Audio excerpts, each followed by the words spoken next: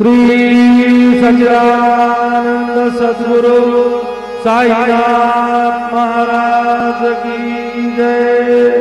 हरिः ओम शिवस्य वा कृष्णः शक्नाधूपयामि देवयजने पृथिव्याः मखायत वा मखस्यत वा शीर्षणे धूपम् आघ्रापयामि अग्निर्ज्योतिखाज्योतिखमान् रुक्मोऽपरजसापरजसवान् सहस्रदा असि सहस्रायत वा दीपं दर्शयामि धूपदीपानान्तरेण महानैवेद्यं निवेदयामि।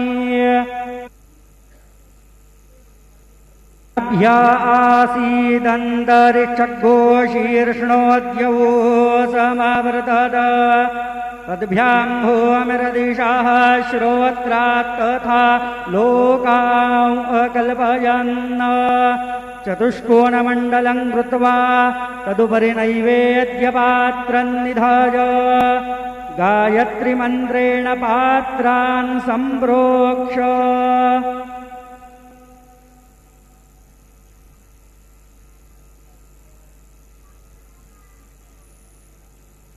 धेनवाः अमृतीकृत्य सत्यन्वरदेन परिषिञ्चामि नैवेद्यं निवेदयामि।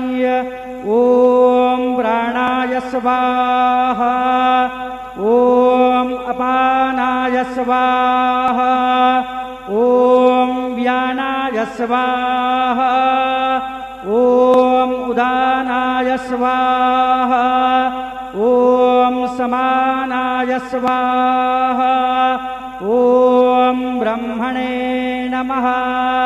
नैवेद्यमध्ये पानीयं समर्पयामि पुनर्नैवेद्यं निवेदयामि।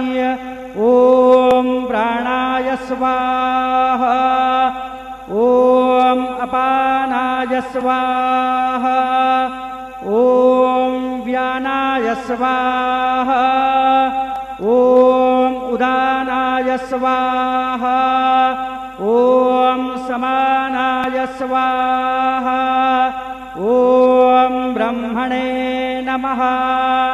नैवेद्यं समर्पयामि हस्तप्रक्षालनं समर्पयामि मुखप्रक्षालनं समर्पयामि।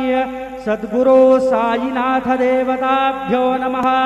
चरणकमले प्रार्थनापूर्वक नमस्कारं करोमि।